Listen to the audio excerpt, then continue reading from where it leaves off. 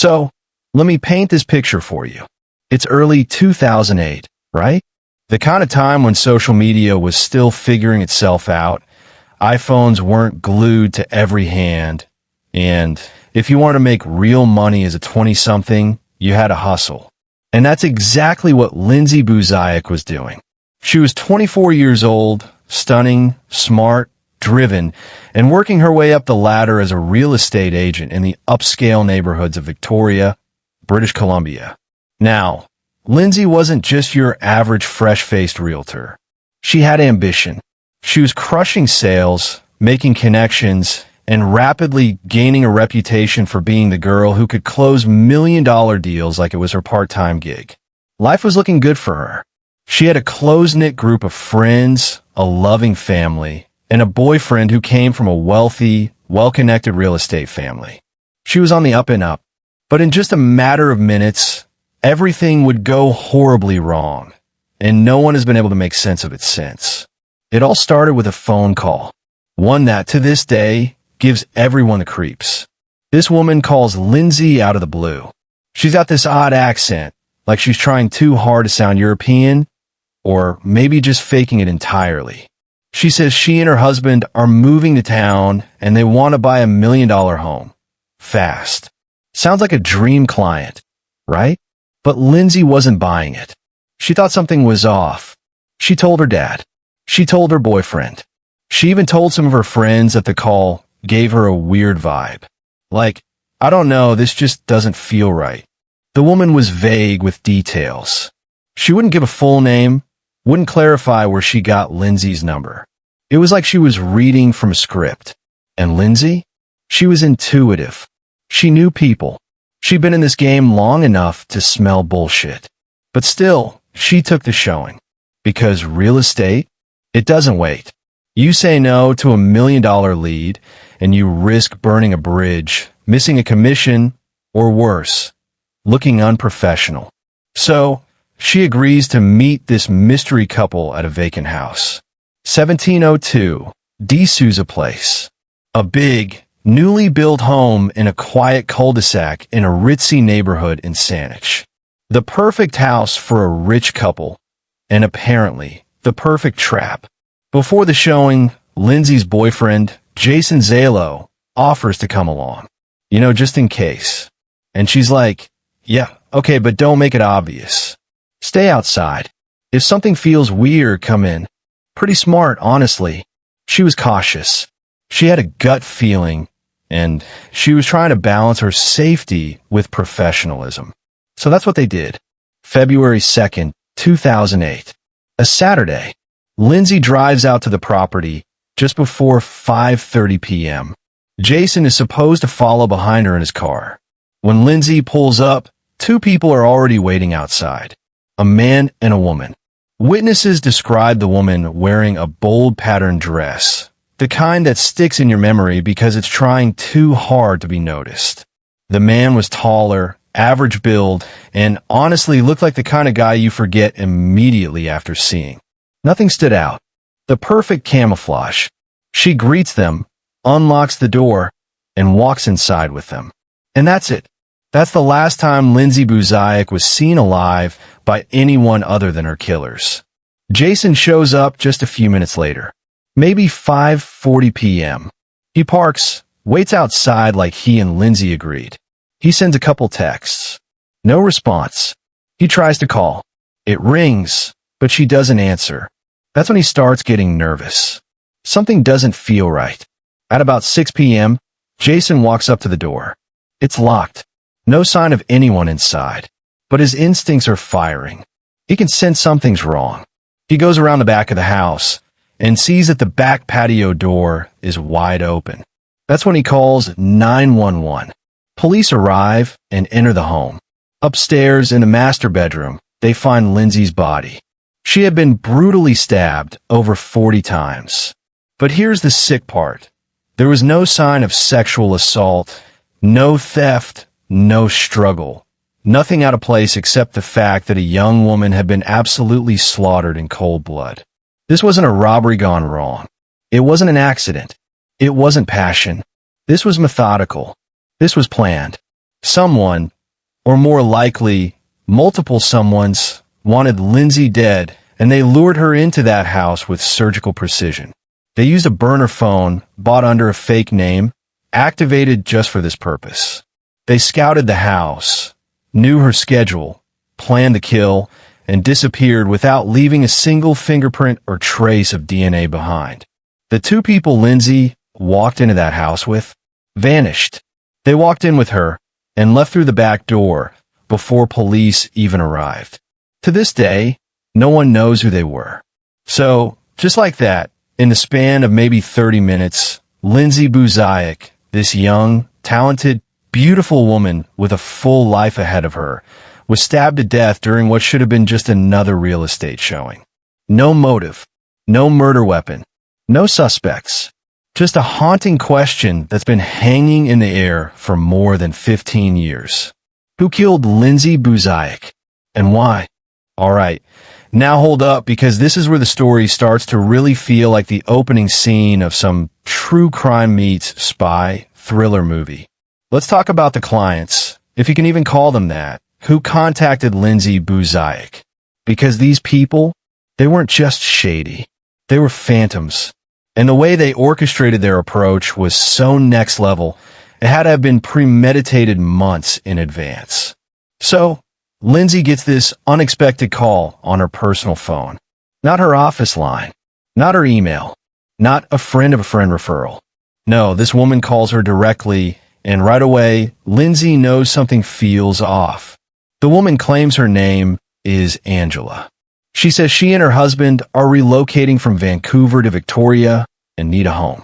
Not just any home, something high-end in the $1 million range. Sounds like a real estate dream, right? A commission check that would make anyone's year. But Lindsay isn't new to this game. She can smell fake from across the room, and this woman, she reeked of it. The accent was weird, like not just foreign but off. Lindsay would later describe it as someone who was trying to sound Spanish, but not really pulling it off. You ever hear someone do a fake accent so badly, it's almost insulting? Like a Canadian trying to be French by just adding le in front of everything? That's what we're talking about. This woman was putting on a voice like she was reading a badly translated script, and Lindsay knew it. But even with all the red flags, Lindsay was stuck. Real estate agents rely on leads. They're always chasing the next big sale, the next big client. And if you don't take the job, someone else will. So despite her gut screaming at her that something was wrong, she agrees to help Angela and her husband find a home. Now here's where it gets seriously disturbing. After Lindsay agrees to the showing, the woman gives her a contact number. Seems normal, right? Except that number? It was a burner phone, a straight-up ghost phone. The kind of thing drug dealers, hitmen, and government agents use in the movies when they're planning something they definitely don't want traced back to them. The phone had been bought in Vancouver months earlier. And not just bought, it was activated under a fake name with fake information, and it was used only for contacting Lindsay. That's it. No incoming calls, no texts, no internet data. No activity besides a few calls to set up that house showing. And as soon as Lindsay was murdered, the phone was shut off forever. Never turned back on. Never traced again. It was as if the phone and the people behind it had never existed. Now, think about this for a second. Who the hell goes through the trouble of setting up a burner phone months ahead of time, keeping it inactive for weeks, then activating it just to lure one person into a house, and then completely disappearing? This wasn't random. This wasn't some unhinged lunatic who lost control. This was planned. Carefully. Coldly. And the burner phone wasn't just sketchy, it was strategic. It showed that whoever called Lindsay didn't want to be found. They weren't some angry client or jealous partner acting on impulse. They were calculated, organized, professional. This was a premeditated hit disguised as a real estate deal. And remember that fake accent? Experts later speculated that it wasn't just a disguise, it was a red herring. A tactic, Something to make witnesses and investigators believe the caller was someone she wasn't. And the name, Angela? Completely made up. No real estate records, no ID, no matching buyer profile. Nothing.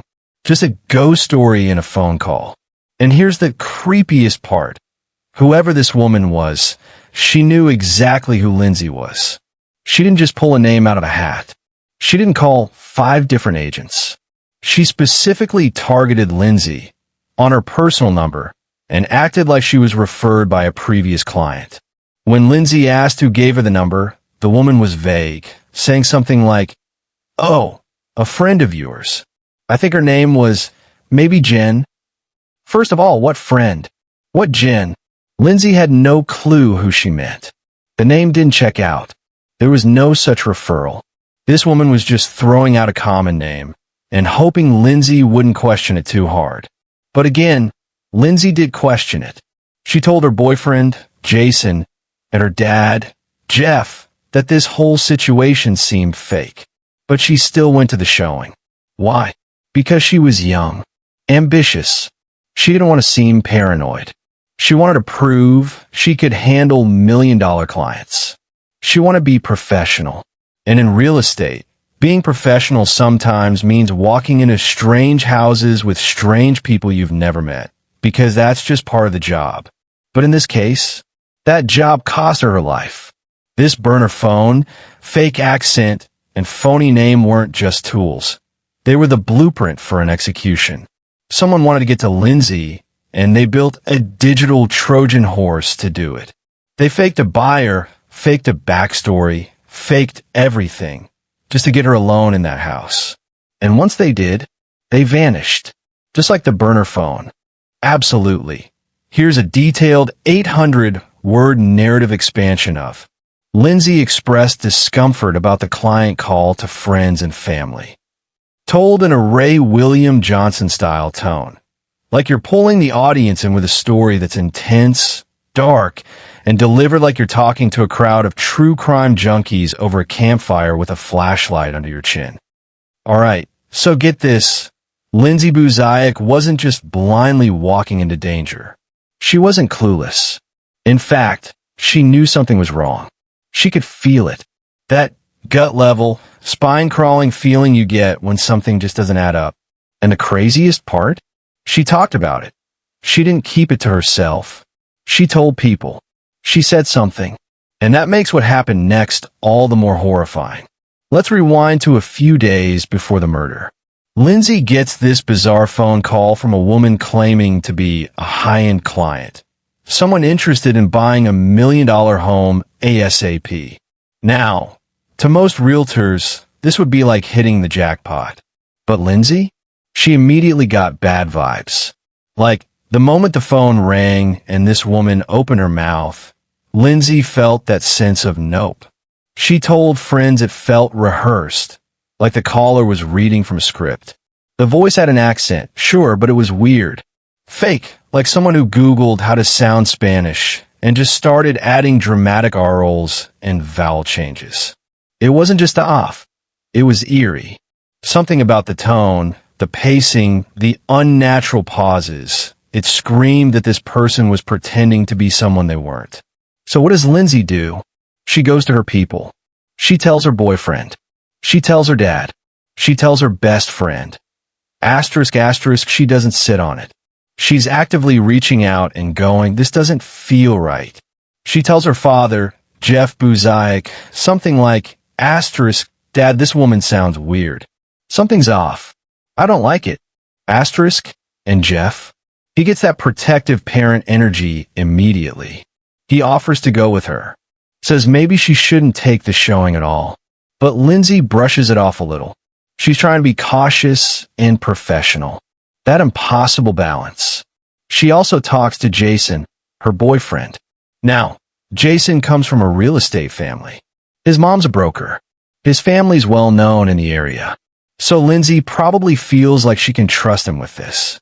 She tells him the call was creepy, that she's got a bad feeling.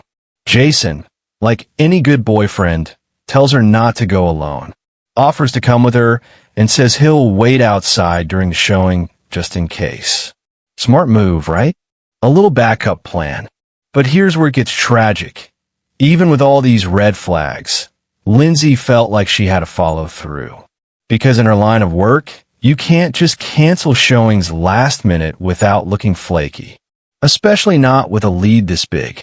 And let's be real, she probably didn't want to look like she couldn't handle high-stakes clients. She was 24, young, hungry, probably trying to prove herself in a competitive field dominated by older agents with more experience and bigger Rolodexes. Even her best friend was told. Lindsay mentioned she was nervous, that this wasn't sitting right. The whole, "I got your number from a mutual friend named Jen" thing was weird. She had no idea who Jen was. None of her clients had referred someone named Angela. There were no notes, no emails, no paper trail, just a random voice with a fake accent calling her out of nowhere with a suspiciously huge budget and a tight deadline. I mean, come on. If someone randomly called you claiming to want to drop $1 million with zero vetting, no credentials, and a story full of holes, you'd hang up, or at least Google them. But Lindsay couldn't do that. She was in that weird professional space where your instincts are telling you to run, but your career is telling you to smile, nod, and schedule the appointment. And that's the tragedy here. Lindsay did everything right. She was cautious. She trusted her gut. She talked to people. She didn't just walk blindly into a dangerous situation. She felt the danger. She tried to mitigate it. She even asked Jason to be close by. But still, it wasn't enough. Her dad later said something gut-wrenching in an interview. He said, asterisk, Lindsay was worried. She had a sixth sense. She knew something wasn't right, and she told us. But we couldn't stop it. We didn't know what we were dealing with. Asterisk, and that just haunts you, right? Because when a victim speaks up, when they say, "I feel unsafe," and something still happens, it just makes it that much worse. Lindsay was surrounded by people who loved her. She had a support system. She wasn't isolated. And yet the people who killed her, they were so calculated, so meticulous, that even with warning signs, even with Lindsay speaking up, they were still able to pull it off. It's like watching a slow-motion train crash. You see it coming, but you can't stop it. She sensed it. She voiced it. But the trap had already been set. And what's even more terrifying, those same people who Lindsay talked to, her dad, her boyfriend, her friends, they now have to live with the fact that she came to them, asked for advice, shared her fear, and they couldn't save her. So when you hear people say, if you feel something's wrong, trust your gut, this is why. Because Lindsay did, and it still wasn't enough. Because evil can be that well-prepared, that well-disguised. And that should scare the hell out of you. Alright, this next part. This is the kind of nightmare scenario that will stick with you. The kind of thing you pray never happens to anyone you care about. Because now we're talking about Jason Zalo, Lindsay's boyfriend, the guy who waited just outside while his girlfriend was being murdered inside a house. Let that sink in. The man who loved her was right there, literally outside the front door, and he had no idea what was going on inside. So here's how it all went down. It's February 2nd, 2008. It's a Saturday evening. Jason and Lindsay had plans to meet after her showing. Maybe grab dinner, chill for the night, whatever couples do. Lindsay was showing a newly built $1 million home on D. Souza Place, in a quiet, upscale neighborhood in Saanich, British Columbia. The supposed buyers? That same mystery couple with a fake accent and the burner phone. Now, Jason was already feeling weird about it. Lindsay had told him multiple times that this Angela woman was sketchy. So, like any good boyfriend, he didn't just let her walk in alone. He offered to go with her, but Lindsay, being the independent woman she was, told him to just stay nearby. She didn't want to seem unprofessional in front of potential clients. So Jason did the next best thing. He drove her to the showing and agreed to wait nearby. Not in the house, but just minutes away. Safe, but not hovering. Respectful, but present. And at 5:30 p.m., He drops Lindsay off at the front of the house. She walks up to the door, where neighbors later reported seeing a couple, a man and a woman, greeting her at the entrance. They were described as average height, well-dressed, and looked normal. Harmless. Just your typical yuppie couple looking to upgrade to a luxury home. They go inside. The door closes. And that was the last time anyone saw Lindsay alive. Now, Jason expected the showing to take about 15 to 20 minutes. Maybe 30 tops. But as time kept ticking, he started to get that itch in his gut. That nagging feeling that something wasn't right. He texted her. No response. He called. Nothing. Called again. Still nothing. Minutes turned into over half an hour. Then 40 minutes. Then nearly an hour. Now, Jason's worried. So he drives back to the house. Pulls up. The place looks normal from the outside. Nothing smashed. No screaming. No alarms. But the door's locked. He knocks. No answer. He starts walking around the house, peering into windows like a man desperate for a glimpse of his girl. And then he notices something strange. The back door is open. At this point, the red flags aren't just flying, they're screaming. Jason calls 911. He tells dispatch that he's locked out, that he's worried about his girlfriend. He even calls a friend who lives nearby and asks him to come help.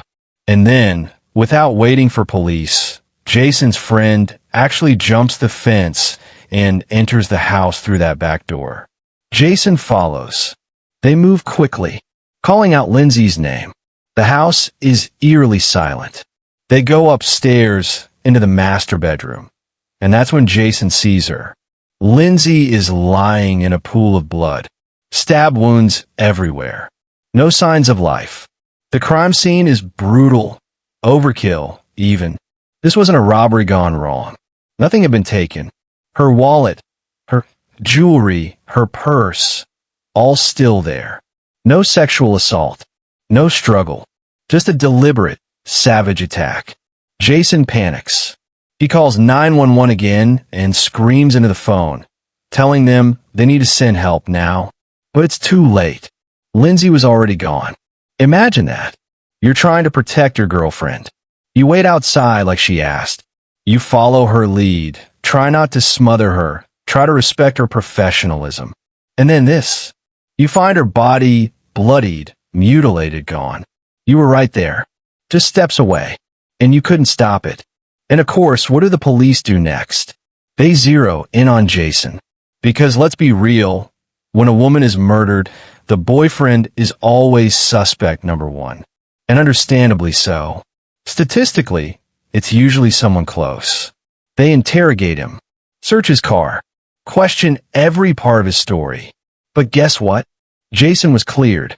He had no blood on him, no injuries, nothing to tie him to the murder. His phone records matched. His timeline lined up. He was telling the truth. And even if you didn't believe him, I mean, what kind of killer calls 911 and brings a friend to the scene before discovering the body? That's not a cover-up. That's panic. That's heartbreak. To this day, Jason is haunted by what happened. Can you imagine replaying those 45 minutes in your head, over and over? Wondering, what if I had gone in sooner? What if I had insisted on walking her in? What if I had just barged in at 6 p.m.? Would she still be alive? But that's the cruelty of this case. Lindsay was murdered quickly, within minutes of entering that house. It's likely that even if Jason had gone in 15 minutes after she walked through the door, the outcome would have been the same. Still, it's a pain that never leaves. He did everything right. He waited. He stayed close. He called when it felt wrong. And even then, it wasn't enough. This wasn't some sloppy crime of passion. This was orchestrated, timed, and executed by someone who knew exactly how long it would take and how to get in and out without raising alarms. And Jason? He was left holding the aftermath. All right, buckle in, because this part right here, this is where the horror goes from disturbing to straight up chilling. We're talking about what actually happened to Lindsay Buziak, about how she was found, what was done to her, and why every single detail of the crime scene points to one terrifying truth. This wasn't random. This wasn't a robbery. This wasn't someone losing control in a fit of rage. This was personal. This was premeditated. This was targeted. So picture this. Lindsay walks into that house with who she thinks are potential clients. It's a brand new property, still staged, freshly built, quiet neighborhood. Not a soul around. Within minutes, those clients turn on her. The autopsy later reveals that Lindsay was stabbed over 40 times. Read that again. More than 40. That's not a mugging gone wrong. That's not, oops, I panicked. That is rage. That is ferocity. That is someone making absolutely damn sure that she wasn't walking out of that house alive. And yet, here's the most disturbing part. None of her personal belongings were taken. Her wallet? Still there. Her purse? Untouched. Jewelry? Not missing. There was no sign of sexual assault. No torn clothing. No struggle that would suggest she tried to escape and failed. Just a brutal, focused attack. In other words, whoever did this wasn't there for money. Wasn't there for sex. Wasn't there for anything except to kill Lindsay Buziak. So now the obvious question becomes, why? Let's look at the stab wounds. 40. Multiple to the chest, the face, the back. The coroner says the wounds were so extensive, it was overkill. Like, we want to raise this person level of violence. You don't stab someone that many times unless you are absolutely boiling over with something. Anger, jealousy, hatred. Something personal. This wasn't a hitman doing a quick job for money. If this were a professional job, they would have made it clean, gunshot to the head, maybe 1 or 2 stabs max, quick in, quick out. But over 40 stab wounds? That's personal. That's somebody saying, I want to make you suffer. And again, this wasn't messy. Not in the typical way. There were no defensive wounds on Lindsay's hands or arms, which means either she was ambushed so quickly she never had a chance to react, or, chillingly, she may have been restrained or held down. It's like whoever did this came in with a plan, executed it with precision, and got out without leaving a trace. The motive? That's the million-dollar question, isn't it? But here's the wild part. There's nothing in Lindsay's life that immediately jumps out as motive-worthy. She wasn't involved in shady deals. She didn't owe anyone money. She wasn't part of any love triangle that police could prove. She wasn't having an affair. She wasn't deep into risky behavior. On paper, she was just a 24-year-old real estate agent trying to build her career, live her life, and hang with her boyfriend. So why would someone go through the trouble of creating a fake identity, using a burner phone bought under a fake name, calling from another city, and arranging a fake home showing just to get her alone? Because this wasn't about money. It was about sending a message. Think about the planning involved. That burner phone was bought weeks before the murder.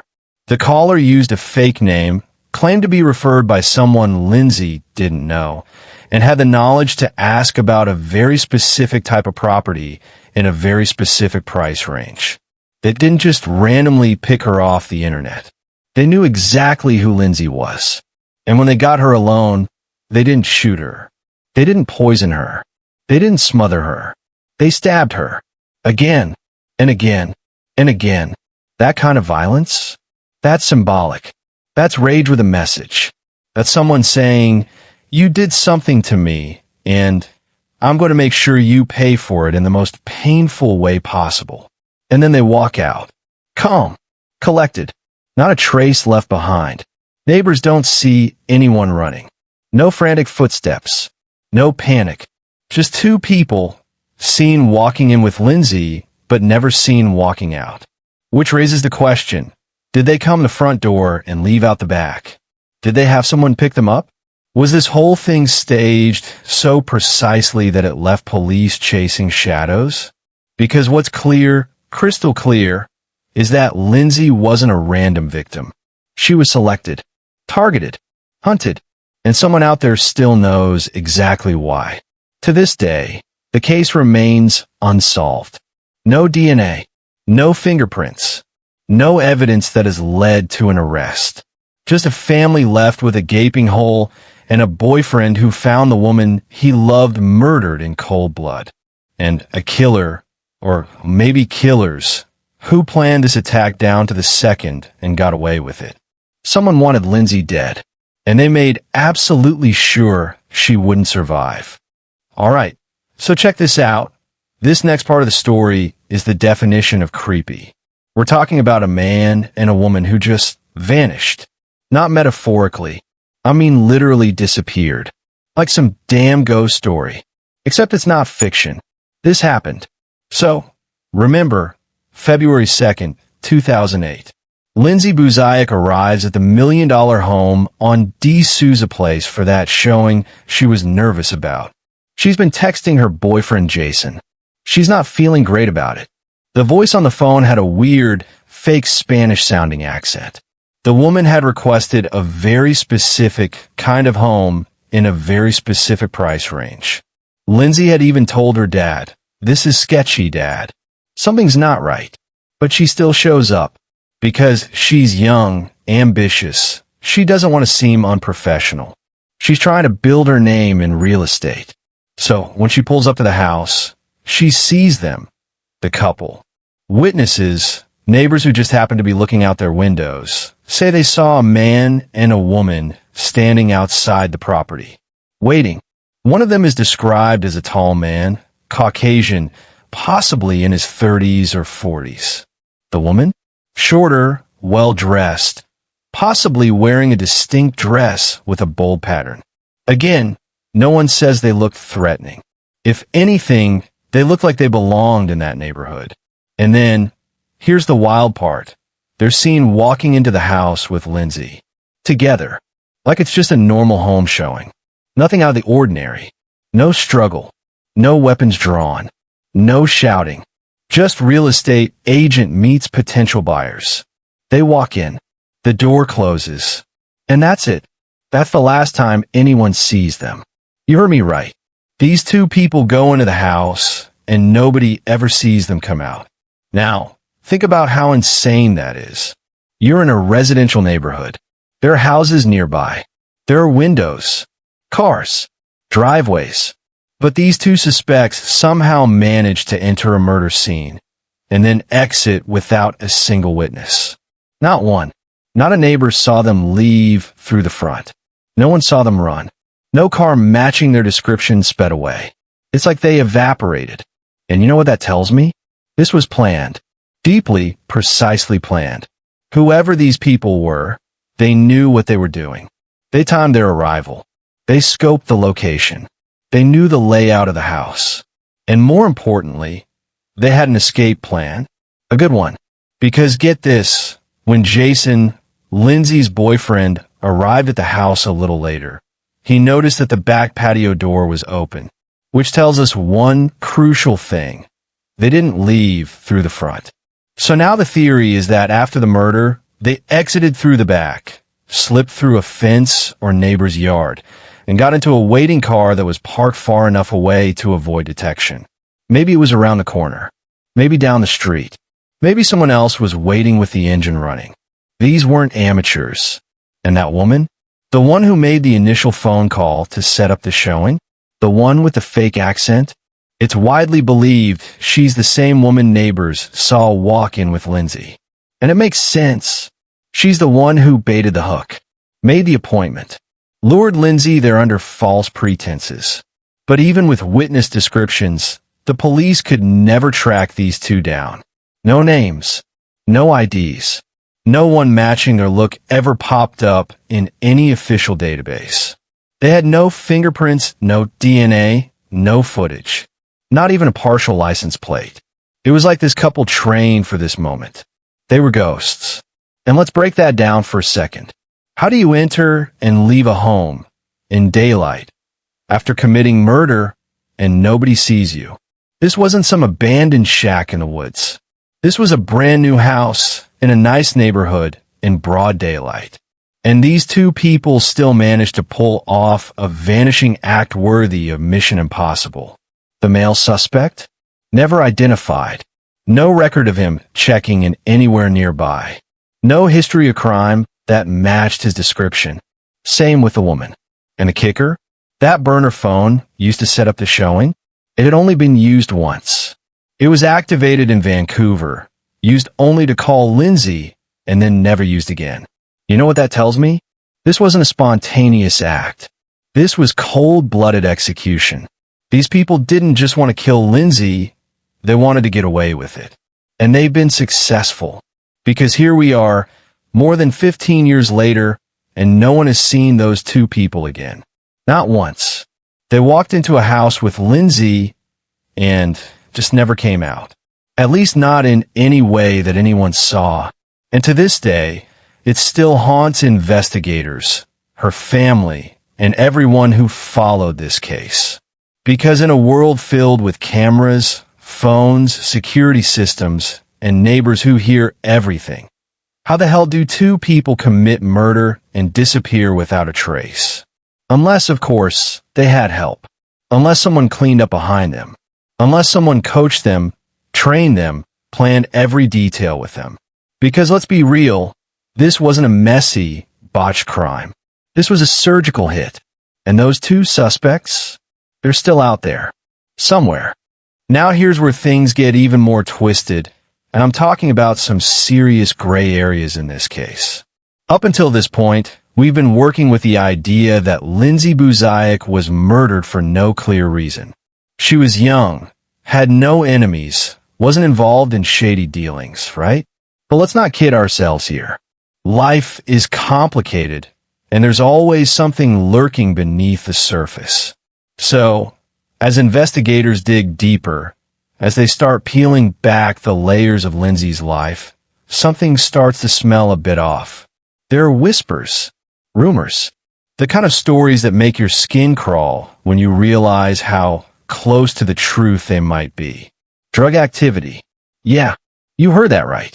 It's suspected that Lindsay might have been unknowingly connected to a drug bust, a major operation that could have played a role in her death.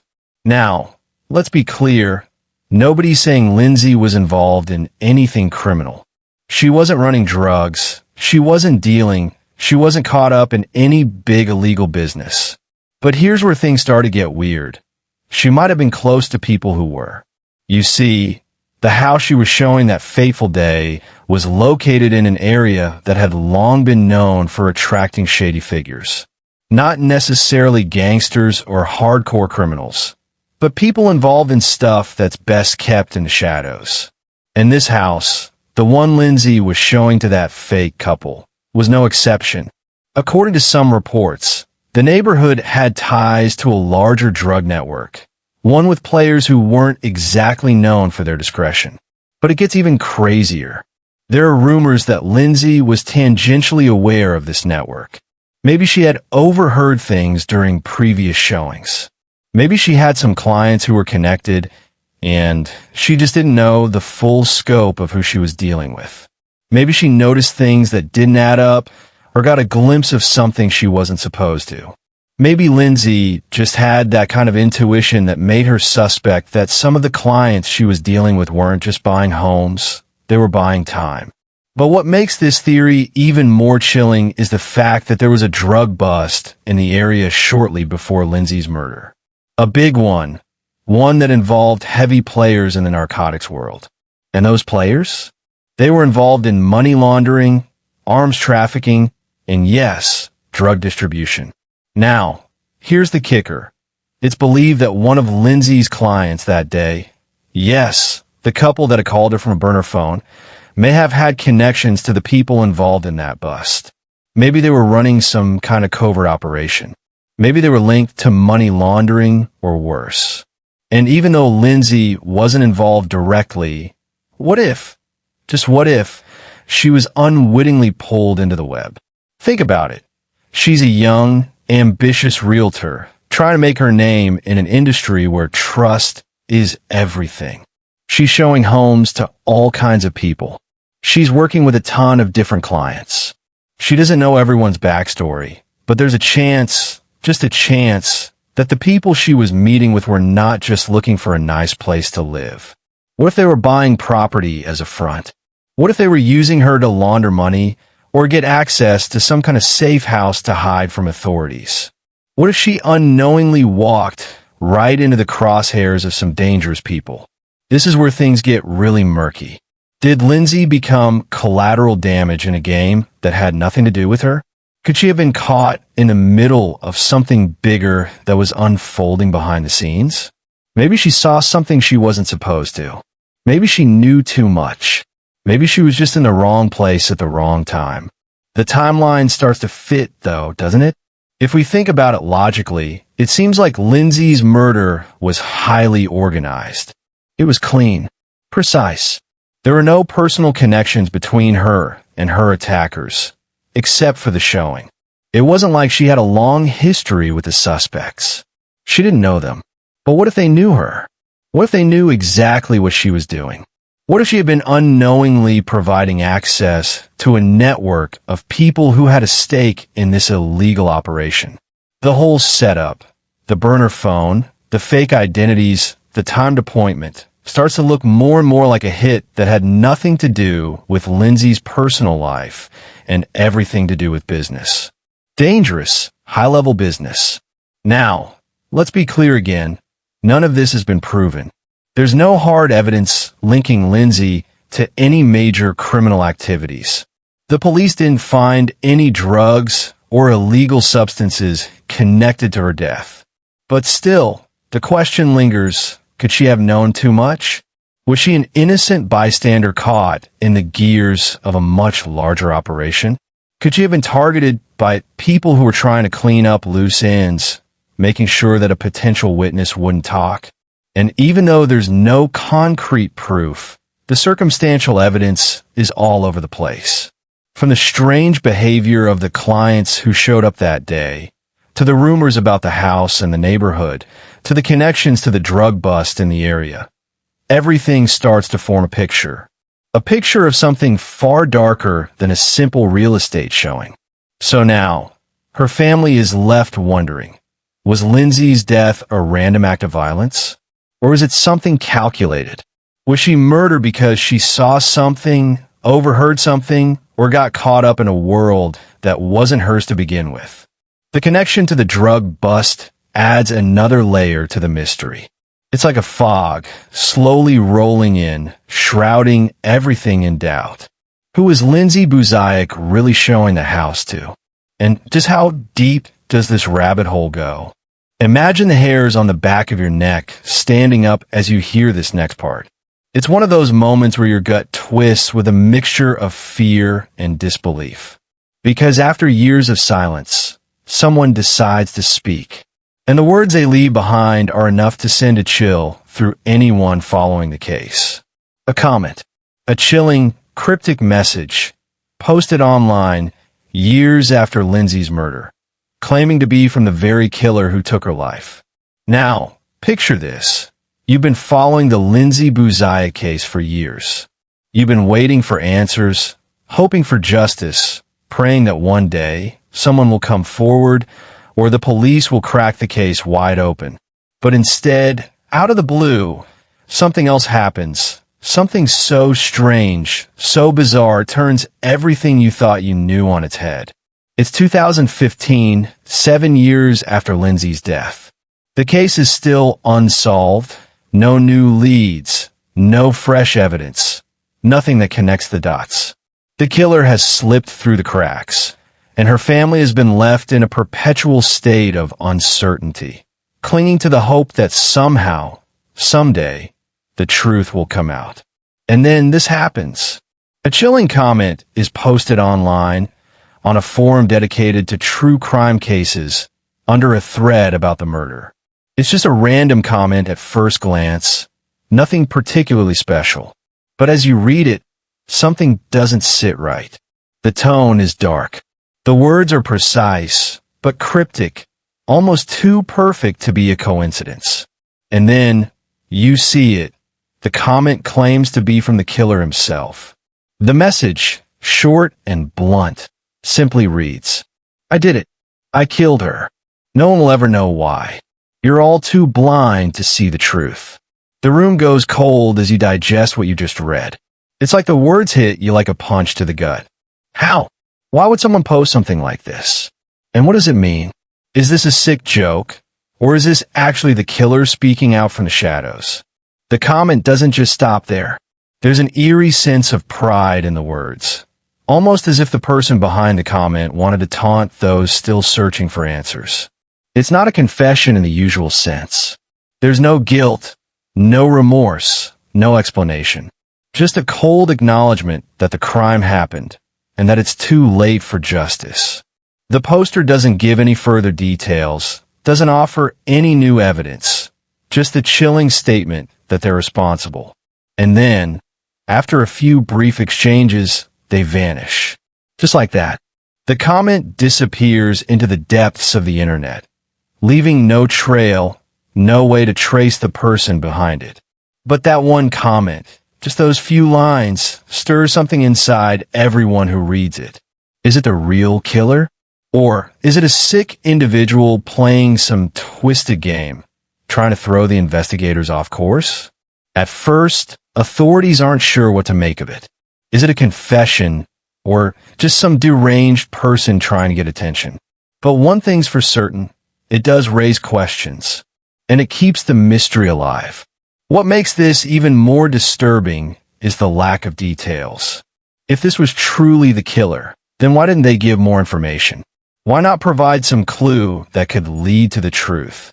After all, if they were bold enough to claim responsibility, why not be bold enough to drop the pieces of the puzzle that have been missing for so long? The lack of new details makes it feel like a taunt. It's like the killer wanted to make it clear that they're still out there, still watching, still in control of the narrative. Maybe they enjoyed the uncertainty, the fact that their crime was still hanging in the air, unresolved. The police immediately investigate the comment, tracing its origins, analyzing the writing style, the IP address, and any potential clues hidden within the post. But once again, like everything else in this case, it leads nowhere. The comment is just a dead end, another piece in a puzzle that seems impossible to solve. But for Lindsay's family, this comment is devastating. It feels like a punch in the stomach. For years, they've been hanging on to the hope that they would get answers. And now, after all this time, they get this cryptic taunt from someone who claims to have killed their daughter, their sister, their loved one. It's a sick reminder that not only are they still in the dark, but that the killer is out there, living their life with no fear of consequence. The family, understandably, is horrified. The chilling nature of the comment, its lack of empathy, its coldness, it all points to someone who feels like they got away with murder. And it stings. It's not just the loss of Lindsay anymore. It's the fact that the person who did this hasn't even been forced to look at the consequences of their actions. This comment sparks renewed interest in the case. People start digging through old leads, re-examining the evidence, and theorizing about the identity of the killer. Was it an angry ex? A business partner gone rogue? A random act of violence? Or something much more personal? But no matter how much people speculate, no new answers come forward. The mystery of Lindsay's death remains unsolved, and the eerie comment adds another layer to the puzzle. A piece that only deepens the mystery and leaves more questions than answers. And to this day, that comment still lingers. The haunting words still echo in the minds of everyone who's followed the case. Was it the killer? Was it someone else trying to play games with the system? We may never know. But one thing is for sure. That comment, those few words, opened a door to something darker, something more disturbing that keeps the case alive in the public's mind. A killer still out there, watching, waiting, and taunting the world. Jason and his family were investigated but cleared by police, though public suspicion remains. Now, this part of the story, folks, this is where it gets personal, because there's no way around it. Jason Buziak, Lindsay's boyfriend, and his family, they were under the microscope, and not just by the police. The public eye, that's where the real pressure came in. Because when something like this happens, when a young woman is murdered in such a brutal, mysterious way, everyone starts pointing fingers. Everyone starts making assumptions because we all want answers. We want to know why. We want to find someone to blame. And so, of course, one of the first places people look, the boyfriend. It's almost instinctual. It's like in every crime story. The partner is always the first suspect. We've seen it in movies, in documentaries, and in real life. The boyfriend, the spouse, the lover, they're often the first ones questioned. Sometimes for good reason, sometimes because it's just easier to focus on someone who is closest to the victim. And in Jason's case, it wasn't any different. Let's rewind to the day of the murder. February 2nd, 2008, Jason is waiting outside the house while Lindsay does her real estate showing. They're in a relationship, and he's got that gut feeling that something's off. Remember, Lindsay had texted him earlier that day about feeling uneasy, and he told her he'd be waiting outside, just a phone call away, ready to jump in if something went wrong. Now, here's the thing. When Jason goes inside after the police are called, what he finds is beyond horrific. Lindsay's body, stabbed over 40 times. It's a scene no one should ever have to witness. Naturally, Jason's a prime person of interest. You can't have a murder of that magnitude and not consider the boyfriend. He's the person closest to Lindsay, the one who had access, the one who knew her routines, the one who was waiting outside the house. It's the classic narrative. And I get it. Everyone's thinking, could Jason be involved? Could he have snapped? Could there be some dark secret we don't know about? So what happens next? Well, Jason and his family get pulled into the investigation. The police start asking questions. They want to know everything. Where was Jason before the showing? What time did he arrive? How long was he outside the house? Did he hear anything strange? And most importantly, what's his alibi? It's standard procedure. The police need to rule out anyone who could be connected to the murder. And it's not just about Jason. The police also look into his family members, his parents, his background, his history. Were they hiding something? Were they involved in any shady dealings? Were they possibly hiding something from the investigators? It's all part of the process.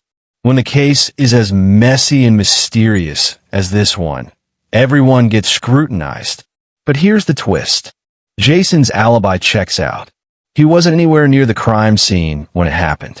His phone records show he was in contact with Lindsay before the showing, and then was waiting outside when a murder occurred. Jason's account matches up with the timeline. The investigators find no evidence of foul play involving him or his family. They dig deep into his background. They interview his friends, his co-workers. They even question his family, trying to see if there was any bad blood, any motive, any reason to suspect Jason. They comb through everything. His relationships, his past, his financial records. They get nothing. No red flags. No connections to criminal activity. No signs of violence. The police even go so far as to interview Jason's parents, and they're cleared as well. No hidden skeletons. No secrets. No incriminating evidence. It's as though Jason and his family are, well, exactly who they say they are. Just a regular family caught in the most horrific situation imaginable. But here's where it gets messy. Even though the police cleared Jason and his family of any involvement in Lindsay's death, there's still that lingering cloud of suspicion. And not from the investigators. Oh no, it's from the public. In true crime cases, there's always that sense of doubt, right? The public wants to know everything. And I mean everything. They can't just accept the police's word. They want to know if the boyfriend might have been hiding something. Was he too calm? Was he too quick to call 911? Was it all just too convenient that he was waiting outside the house the entire time? People start to question whether the police had missed something. Had they overlooked something critical? Some even go so far as to claim Jason's behavior seemed suspicious. You know how it goes in the true crime world. People start dissecting every move, every word, every micro-expression. They start pulling apart his interviews, his body language, his reactions to the horror he just witnessed. Was he acting too normal? Was he too calm? Maybe that was a sign of guilt. It's the kind of armchair detective work that just never seems to stop. The online rumors kick into overdrive. Conspiracy theories sprout from the corners of social media. And the speculation about Jason, whether he was involved or not, becomes one of the key talking points in the case. It's not enough for the public to hear that Jason and his family were cleared by the police. No, people still want answers. They want a reason. They want to believe there's more to the story. But no matter how much the internet stirs the pot, the facts remain: Jason was cleared. His family was cleared. The police did their due diligence and found no evidence to suggest they had anything to do with Lindsay's murder. They were just victims too. In the end, the real killer is still out there. And yet, despite all the official clearance, despite the police doing their job and checking everything out, the public doubt lingers. That's the price of being in the spotlight when your loved one is taken so brutally. People always want to know why. And when they don't get the answer they're looking for, they turn to suspicion. Despite massive media coverage and a large reward, Lindsay's case remains unsolved. Now, after all the twists, the theories, the suspicions, the media storm around Lindsay Buziak's murder should have been enough to crack the case wide open, right? I mean, think about it. A brutal killing of a young woman, a realtor in broad daylight, with a targeted attack that screams mystery from every angle. This case should have been solved.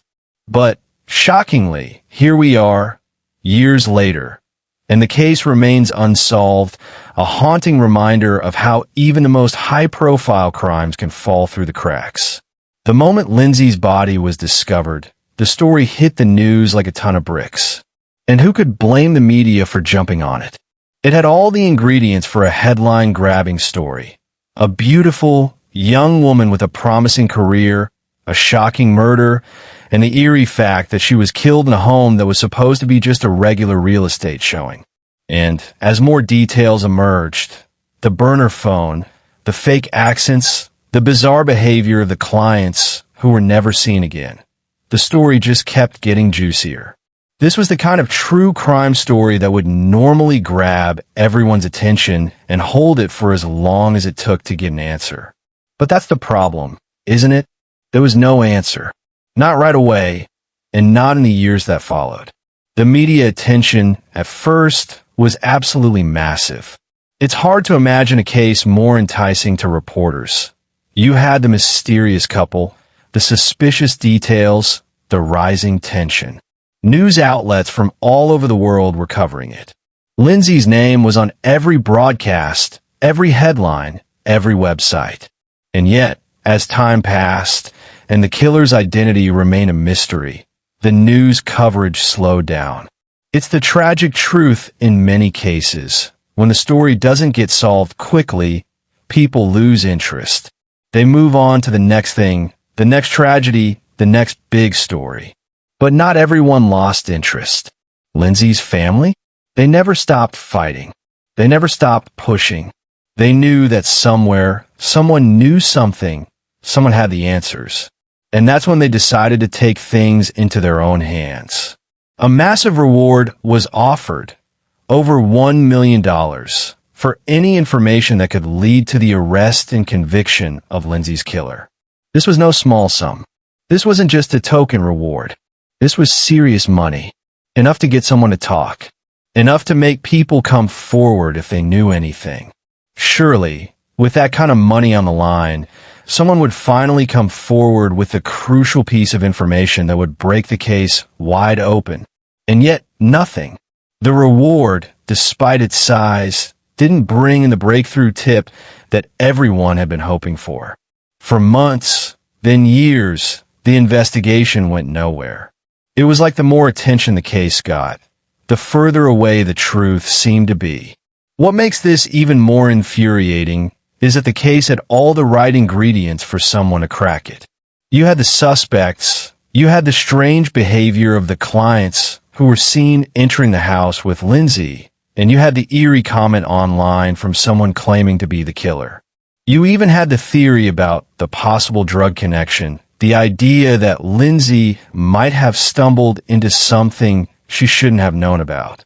And yet, despite all of that, the case was still cold. It was like every lead, no matter how promising it seemed, would just fizzle out into nothing. The media kept pushing, but nothing was sticking. The public kept speculating, but there was no breakthrough. And all the while, Lindsay's family continued to fight to keep her memory alive. They pushed for more answers, and they pushed for more attention. But as the years wore on, it became clearer that the case wasn't getting any closer to being solved. Why?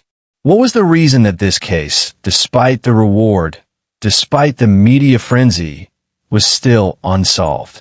One theory that people have thrown around is that the killer, or the people behind the murder, knew exactly how to cover their tracks.